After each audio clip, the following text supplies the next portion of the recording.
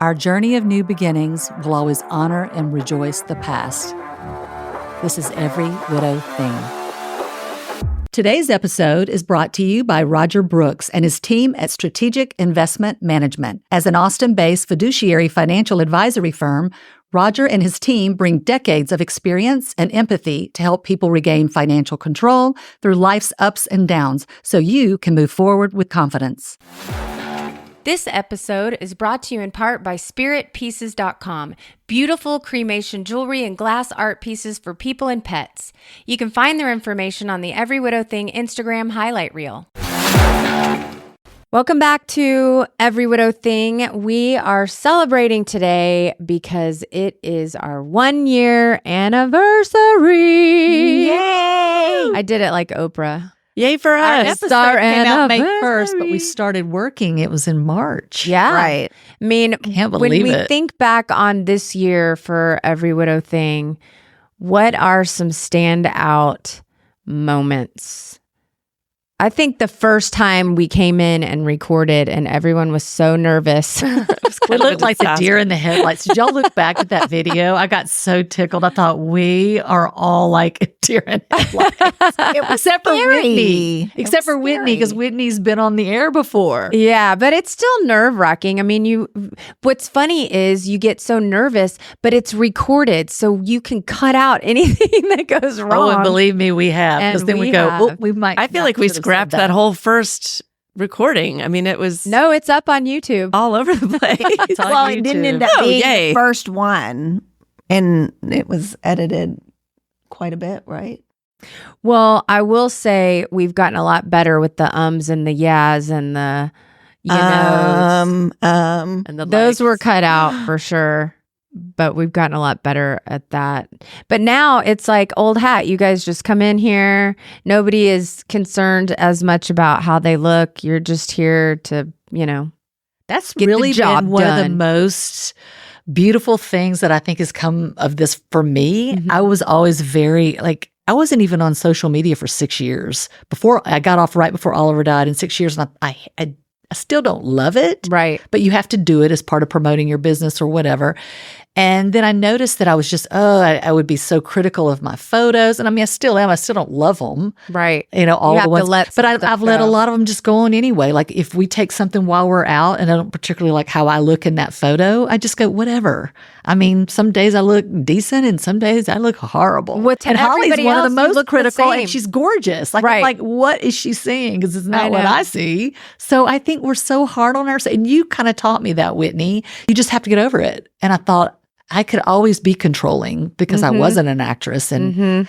even I worked for people who were, and I used to think, why don't they let it go? Well, easy for me to say because it wasn't me. Right. It's hard to let it So go. now I see why they're so controlling of their images because people can be cruel Yeah, they and can. quick to judge whether your ashes are where they are Right. or how we look. We haven't really gotten any hate comments or anything. We've gotten a couple of just critical, like, why are you doing that? But I never felt like we got attacked in any way. So that's good. That's a positive. Yeah, one comment Take it. was, well, what are you going to keep talking about? Oh, right. Do Y'all you are know still us? doing these episodes? What else are Do you you gonna know us? talk We can about? talk all day, all night. I'm just- That's right. Well, we've already covered quite a bit in this year. Don't we have like 30 episodes? Yeah, we have over 30 in 1 year. That's episodes. amazing. I'm kind of proud of us for that. Yes. It's a lot of content. Yeah, it really is. What were the episodes that surprised you, or what was something that you go back to or that you're proud of, or what's your favorite? That's a good question. Okay. I have a follow up to my episode where I talked about Costco. And I had, Frank was the primary, I guess, on the Costco account, and I was supposed to be getting this kickback, and it wasn't happening because I wasn't the primary, and so I had to go in around Christmas time, and the whole thing. You can go back and listen to that episode. But just the other day, I was in Costco with my fiance, whose card was expiring. And he's like, hey, can I get on your Costco card? And out of respect for Frank, when I finally got myself put on the primary, I left him on the card. So Right. Frank is still on the account. Obviously, he's not doing a lot of shopping.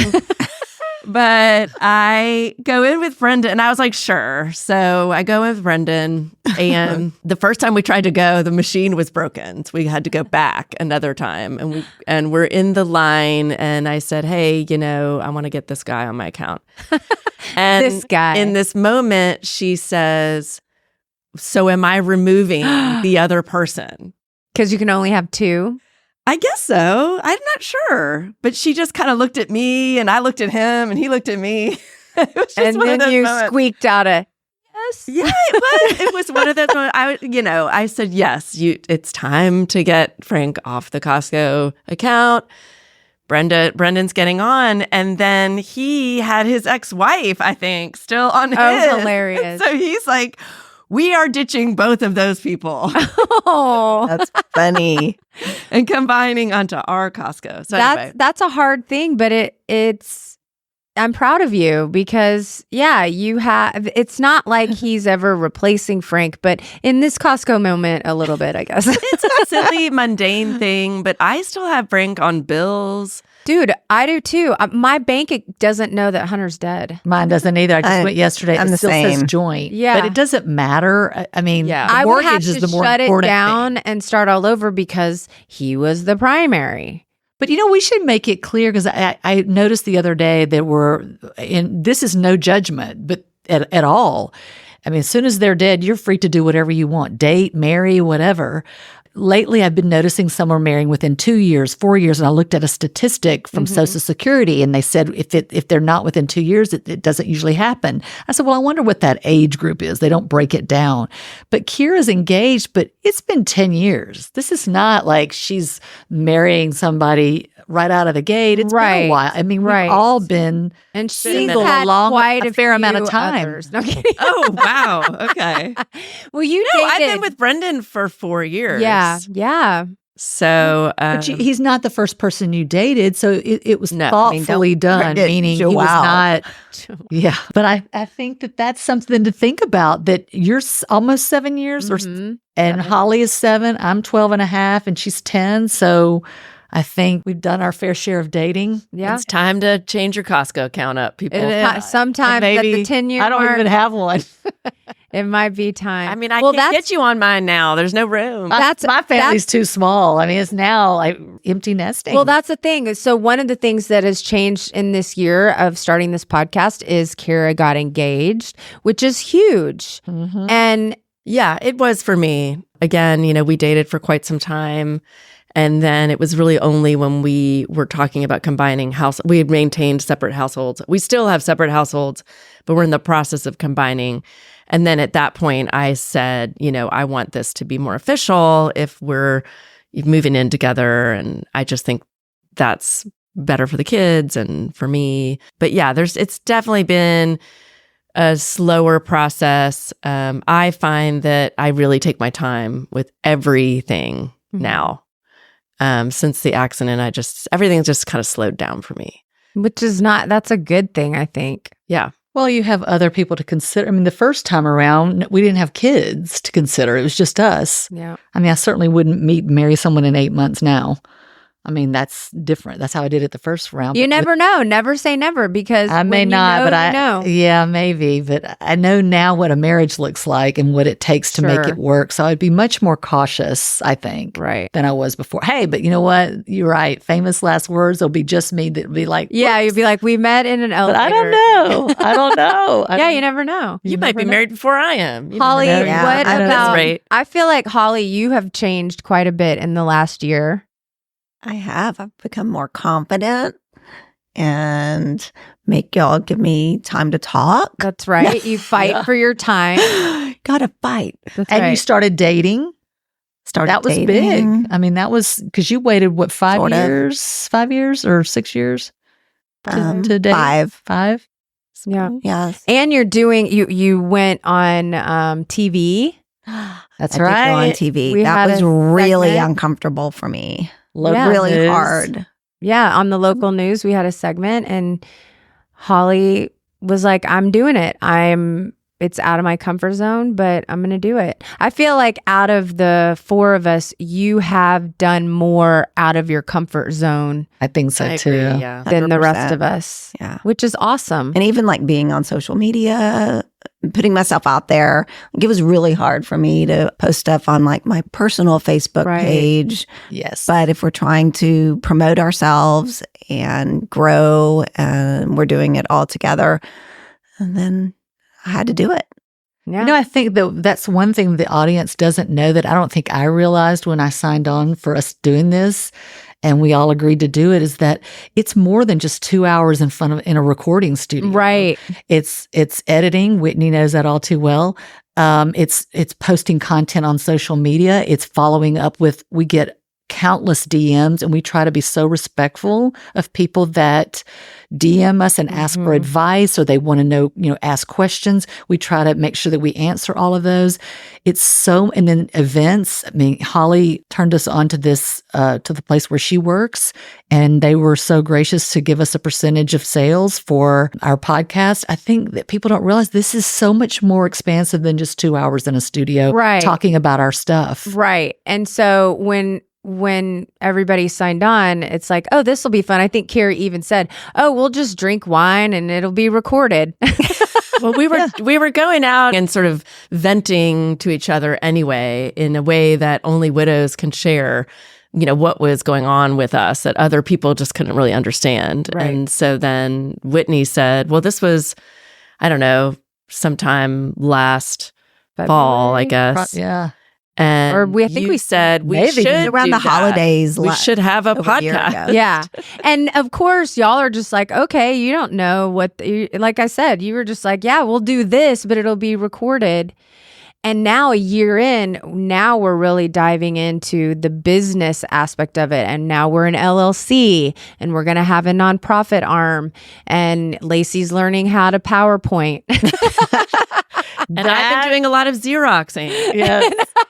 behind the scenes. Keira is still Xeroxing PowerPointing. and faxing. You need a Xerox or something. But, Well, what some about you, people- Whitney? Because I know you've been on air before, so that part's not that different for you. Yeah. What has been the most different? I think one of the things is having a group to take on this project with me, and so I'm learning how to make sure everybody feels good about what's happening, and also making sure that it's not just my voice, that everybody has some part of themselves being shown. So that's why I'm glad that you guys are starting to feel comfortable, because we're going to do a lot more videos, right? She's Yeah, trying we're to get gonna our try. buy-in on that. None of us really wanted to do the videos by ourselves, asking questions. Doing it on social media is not something I've ever done. Yeah, you're I didn't way post- more private. Yeah.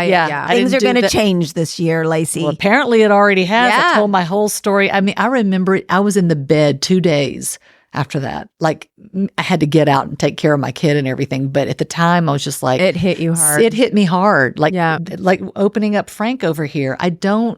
These are, when I saw Frank's certificate, it just, For the record, we didn't get it open. it hit me hard. There's Right. something I think it might be that 12 and a half years later, I think, wow, that it's still something you live with. I think I thought by now, 12 and a half years later, that I wouldn't feel at all this way. I thought every day would just be so much better. Right. And You it do is have more better days. right. It's less deep, less dark, less often. That's Right. where that came from, because I kept thinking, oh, it's, the other day when I had a moment, it lasted a moment, but I felt it. Deeply. Yeah. Yeah, but you're still going to learn to live with it, and you do have things you look forward to. But I think the privacy thing is what is still, I have moments of like, wow, I can't believe I said that. Right. The whole world. 40 countries. I mean, Yeah. our analytics say we're in 40 countries. Yeah. That's pretty crazy. That's Did you crazy. ever think that? I didn't. No. What they No. think of our y'alls and our Austin. Our Texas twang. Yeah, I wonder what the other countries think of that. But I think they love it. how have things changed, Lacey, for you now that you're an empty nester? That has been I put a post on with my son's photo turned like with his little bowl cut, poor thing. I posted it because I don't think I really started thinking about it till senior year. And two of you've got seniors. You'll be empty nesters too. Whitney and Holly will be empty nesters next year. Right. And it might be why I started thinking about dating more. Before I just would kind of, as one of my guy friends says, I'm a lazy dater. I would go out on one date and then I just wouldn't follow up because it just felt like work to me. Right. And I had my son at home. I was busy with him. I was busy with my job. So I just never thought about it that much. And then now when it's completely quiet at home, you think about it a lot because there's no breathing going on in that house. Right. So you're the only heartbeat in there. Right. And if I want to be with people, I have to make the effort to call them up. I have to make a plan. And I'm not the best planner when it comes to social stuff. Mm-hmm. Everything else is so planned that by the time social stuff comes around, I just don't have the energy to do it. Be spontaneous.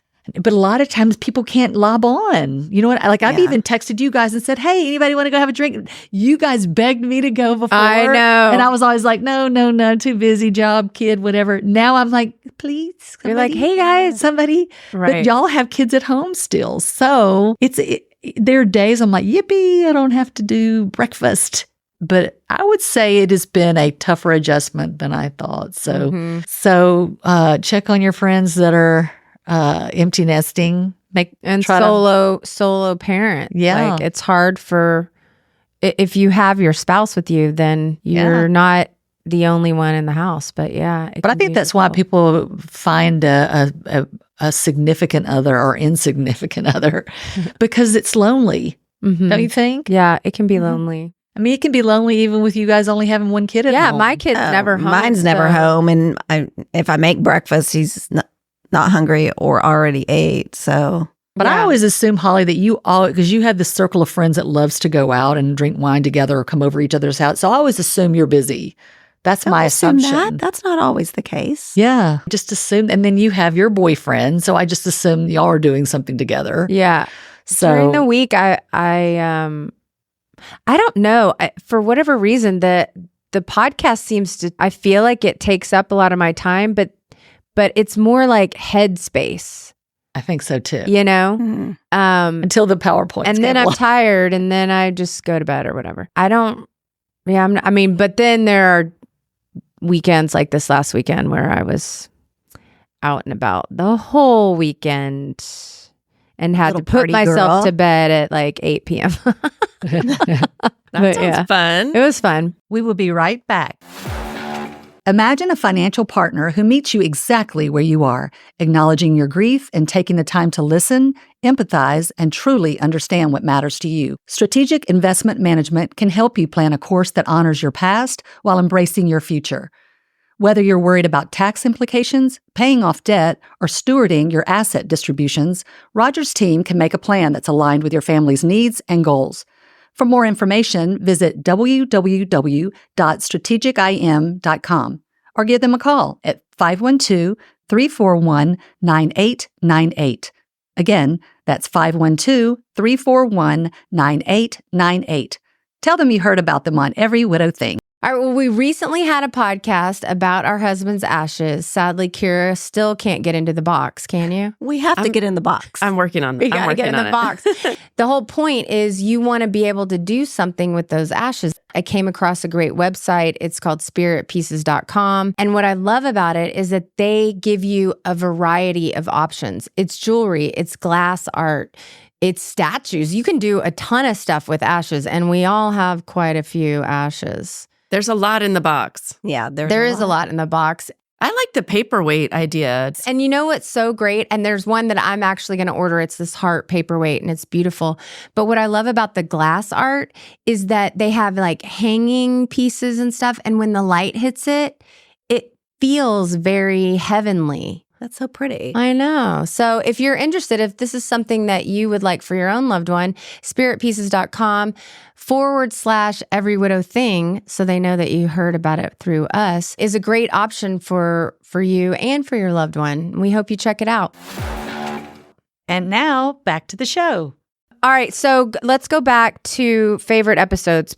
Do you remember what your favorite episode? My favorite one was the episode with the means. Yeah. Love After Loss Whitney and I met them at the Lionel Richie concert, and they're so cute. So And they cute. came on. Both I can't the widow remember. and widower. Yes, they met in their 70s. Like they lost their spouses, They'd been married over 50 years. they were close to their 70? spouses. right? Yeah, They've no, been they married were in their 14 years. Now but they married their spouses that died. They were over 50 They're years. so cute. So cute. I was just thinking about them today. We need to reach out to them. But yeah, that's a great episode because it shows you that at any age, you're ready and willing for love and sex. So inspiring. I did love that I think a lot of people, when you lose your spouse, like just your whole world drops out. Mm-hmm. And just to see something, inspiring like that. Agreed. But there are a lot of beautiful women in Austin, so it might be hard to find somebody. According to one of our Listeners. social media followers. Oh my gosh. All right. What's your favorite, Keira? I really enjoyed the recent episode where we interviewed the author, J.J. Elliott. Mhm. I enjoyed the book and the idea of this whole not being able to say goodbye. There was so much I didn't get to discuss with Frank because it was just over in a minute. And I really appreciated her take on that in her book, and then talking with her about how the friends decided, let's plan the funeral now so all the things can be said in case something happens, and we all know shit happens and you're not ready and you didn't get to say goodbye. And that's one of the hardest, continues to be one of the hardest things for me, that I didn't really get that last moment, any last moments with him, and the kids didn't, and we didn't get to say all the things that we wish we could have said. Do you think you'll make this 10-year mark kind of like a goodbye? I don't know. I'm trying to sort of see how that evolves. I think we'll get together as a family and talk about what we want that to look like. Yeah. And if we want to say some words and maybe sprinkle some ashes if I can get the box open. I can send you a link to the fireworks. maybe shoot them up into the space. sky. We will look probably, I'll just talk to them about it, and we'll make sure everyone's on board. And I don't want to force anything, and I don't want to make it sad. Are you going to do it on the actual date, or are you trying to figure that out? Yes. So the date is the 21st of June. It's always right around Father's Day. And his birthday is also June. So just like June is kind of the month. And we're going to have, Brendan and I will have our parents there for Father's Day, our fathers. That's great. So it's still evolving, but definitely trying to nail down all the kids and the family to all be together is challenging these days. Right. Yeah. So we've got that week kind of blocked off. What's your favorite, Lacey? It's hard. It's between two. One's funny. This is the gross episode because that makes me laugh. But the kids episode really hits home to me because that was my main fear when Oliver died. He was only 6. And I sent you guys those statistics. I love statistics. I'm a weirdo, I know. But I like to know, because there's so few of us that lose a spouse when children are young. 6 and below was a low statistic. It was like 3%, something like that. It's ridiculous. But the point was that people could see that our kids are all right. Yeah. Just like that movie, The Kids Are All Right. I thought about that. That's the main thing, knowing that he is okay and doing well and thriving. And I've had so many people send notes about it through Messenger, and people that I'm not even friends with on Facebook through Messenger. And then Holly, one of our mutual friends, said something about, I can't believe her son was on there because Zach's pretty quiet. And I said, he not only was on it, he was happy to do it. He was there. Yeah. He wasn't they really cajoled impressed to be me. on it. And all of them were so confident, and it just made me feel better about all of it. Even though this has been a terrible thing that's happened to us, it didn't have to be everything. It's not going to define our children either. Right. Yeah. They are proof positive that your children will be okay. But air mask here first, air mask to your children, and do those grief things, and your kids are going to be all right. And that's the main thing I think people look to us for, don't you think? Kind of. I do. I think that's one of the things that, it's one of my favorites too, because it's opening the door for these new widows who don't know. They're not sure. Am I doing it right? Is my kid going to be okay? What's going to happen? And your children, mine weren't involved, sadly, but your children opened up the door and gave them peace, I think, because we didn't all handle it the same way. Or some always kids well. got therapy, some didn't. Yeah. But they all said the same, they had the same message, that they like their lives and that they are happy. It made me feel so good because my boys are very quiet and, kind of like me.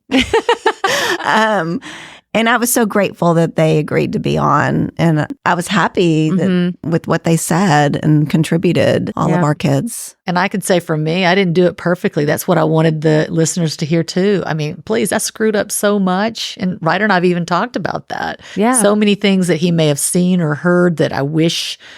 And he says that makes you human. That's why I love talking to him now, because it makes you human, Mom. I mean, you lost your best friend and your husband. Of course you're going to feel that way. So I thought, wow, these kids are so evolved. I know. A lot more than I would have been at that age or was at that age, or even if they're older. I think it's hard when it first happens and you're going through it. And it's like, not only have your children just lost a parent, they're also watching the other parent struggle. Right. And that was also something I worried about with my kids, that they had to watch me struggle. And I did my very best, but I know I made mistakes. And when I put my kids back in therapy when they were kind of a little bit older, I gave them permission. I said, this is your space to complain about me if you want, and things that maybe I didn't do perfectly. There is no perfect. And there's no, like J.J. Elliott says in her book, there are no rules for this. There's no wrong way. As long as you're doing your best, you love your kids, you're trying to be the parent for them that they need the most. And that's all you can do. I'm proud of us for this last year. We've worked really hard and we'll continue to work hard to bring you guys more episodes. We're excited for this next year. As long as you've listened to one episode, you can go on Apple Podcast and rate and review. And we need those reviews. So send a review through Apple Podcast. It helps us out tremendously. If you're listening on another platform, I know that you can rate us there. I'm not sure about reviews, but share us, like us, review us, rate us, follow us on social media, and DM us. We love to hear from you, and we're here to help.